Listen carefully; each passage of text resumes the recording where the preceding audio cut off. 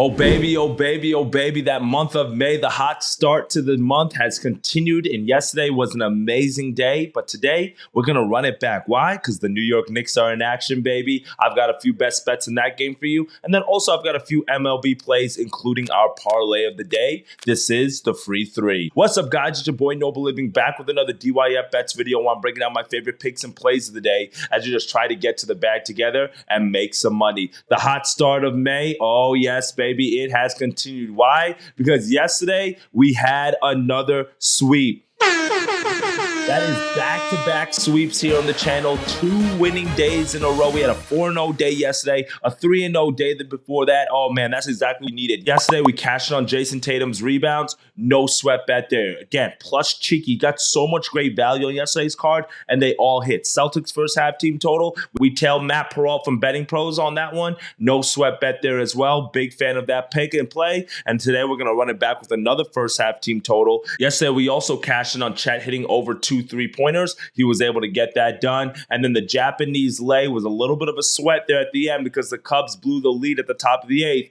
but they were able to score a few runs in the bottom of the 8th and the bottom of the 9th to take us home to win that one. So we were able to cash in our moneyline parlay of the day. So 4-0 on the card yesterday for the Tuesday slate. Hopefully on this Wednesday, the May the 8th, we can continue the momentum. We can see our record right here to start the month, 18-4. Let's go, baby. That's exactly what we did. And if I've been making you money, make sure you guys are smashing that subscribe button and sending this to somebody who you know is a sports bettor as we continue to crush the books together and continue to try to see what we can run up during the NBA playoffs. So let's dive into these best bets for today. For my first best bet of the day, we're going to go to this Knicks and Pacers matchup. And this is just a pick that we've been taking in a few different angles and ways. It's a narrative that we've been exposing on the channel thus far, especially in these Knicks games. And it's simply just taking a role player on the Knicks to be able to help out Jalen Brunson. Obviously, Jalen Brunson's been doing what he needs to do for the Knicks, averaging 40 points over the last 40 games, absolutely on a tear, going over his points line. But his points total just keeps going higher and higher. Right now in the certain books, I'm seeing at 36.5, 37.5.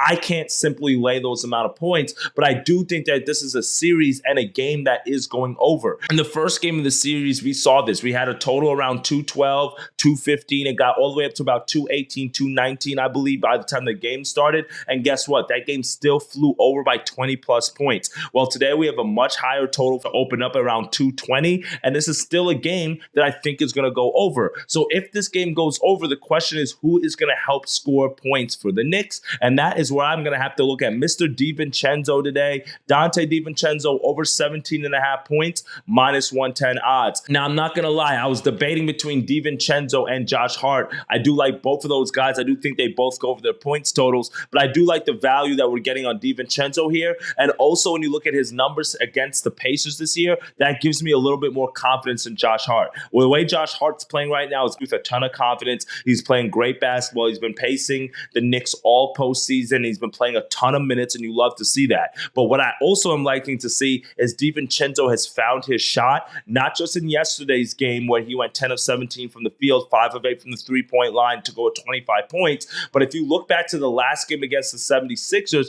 I had mentioned that DiVincenzo has to find his rhythm and get more shots up, and he was able to do that. Went 8 of 18 from the field, 5 of 9 from the three-point line to go at 23 points in that closeout win against the Sixers. But the other thing that I also like is that Tibbs is keeping him on the court longer.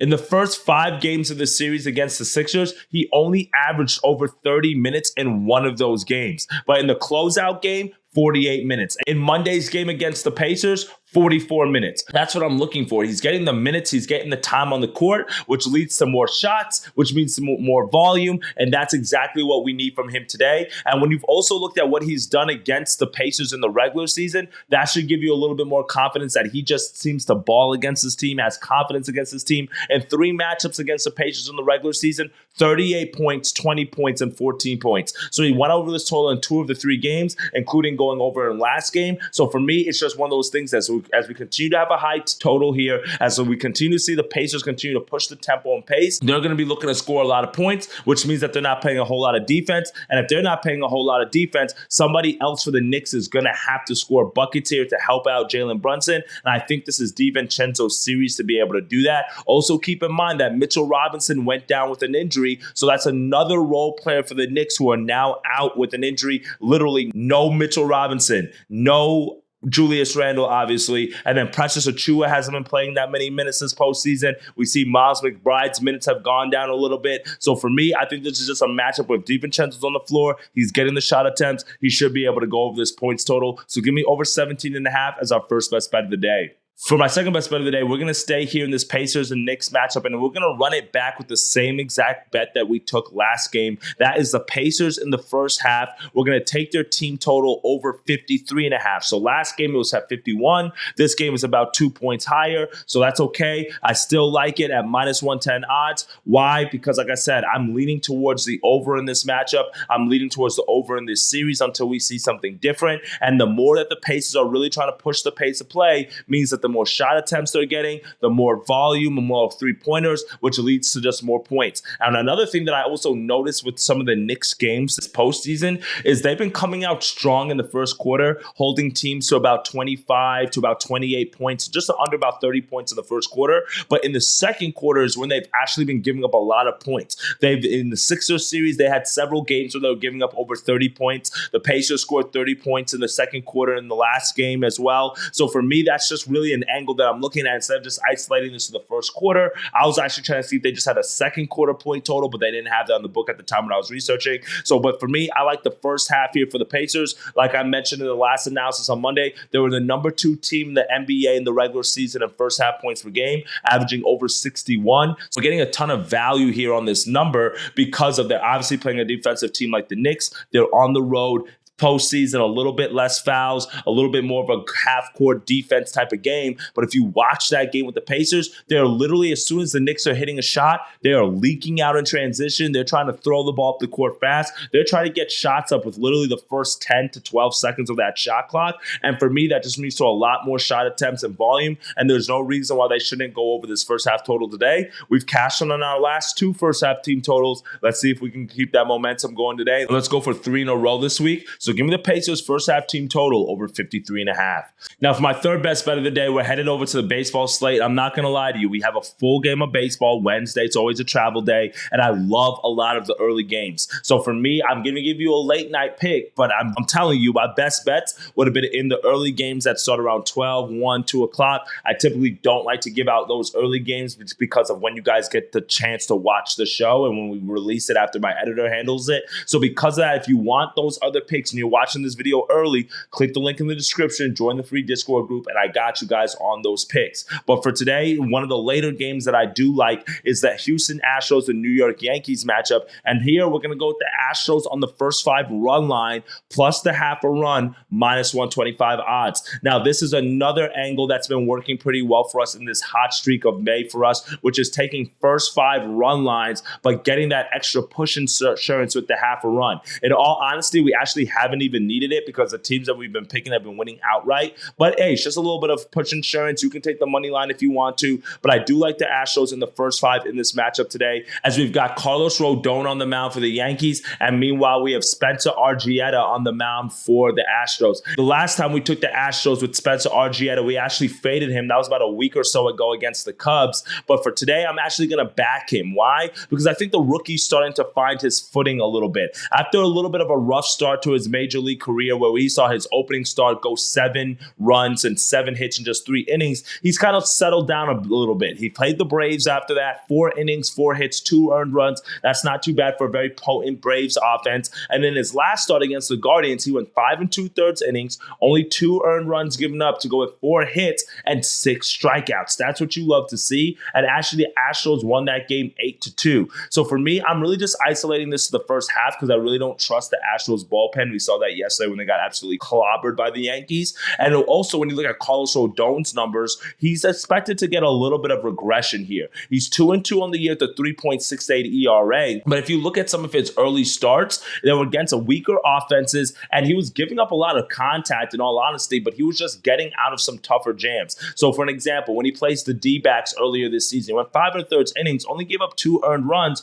which was 2 mistake pitch home runs, but that was 7 hits that he still gave up in that matchup. Against the Marlins, he gave up 5 hits, but they weren't able to capitalize on a lot of the runs and only scored 2 runs in that game. So for me, when he started facing better offenses like he did in the Orioles in his last game, well, guess what? 4 innings, 8 hits, 6 earned runs to go with 3 home runs. That is the regression that we're expecting to see from Rodon after he started off the year with an amazing kind of performances against some decent teams, but then also he started facing some offenses that were a little bit weaker, like the Blue Jays, like the Athletics, like the Brewers. And when he faced some of the better lineups like he did, like Orioles in his last game, that for me was a point of concern. We saw him get banged up, and I'm expecting the same thing to happen again today. So for me, I'm not really overthinking this one. I think the Astros can be able to win this one and the first 5. Even if we're tying, that's fine. Let's cash in on the Astros first 5 on the run line, -125 odds as our third best bet of the day. Now for our fourth and final best bet, our parlay of the day is going to be real simple. I'm going to go with a hit or lay because a lot of the late night games, I'm not a big fan of parlaying. So what we're going to do here is we're going to go with 2 guys to grab a hit.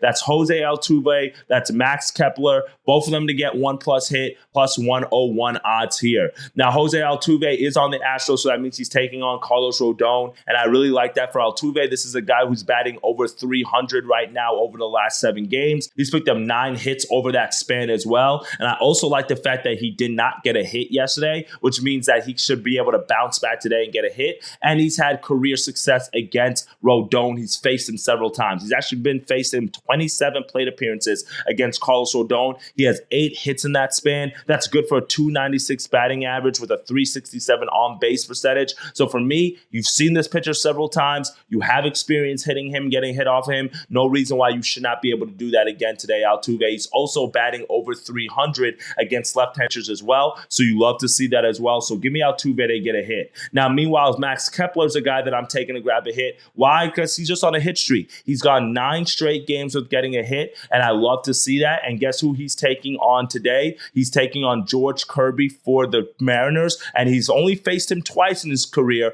but both of the times he's faced George Kirby, he's gotten a hit off of him. So I'm just backing 2 guys right now who are on hit streaks a little bit, who are facing some opposing pitchers that tend to give up contact, and I think they should be able to both grab and secure 1 hit today. So let's cash that in as our parlay of the day.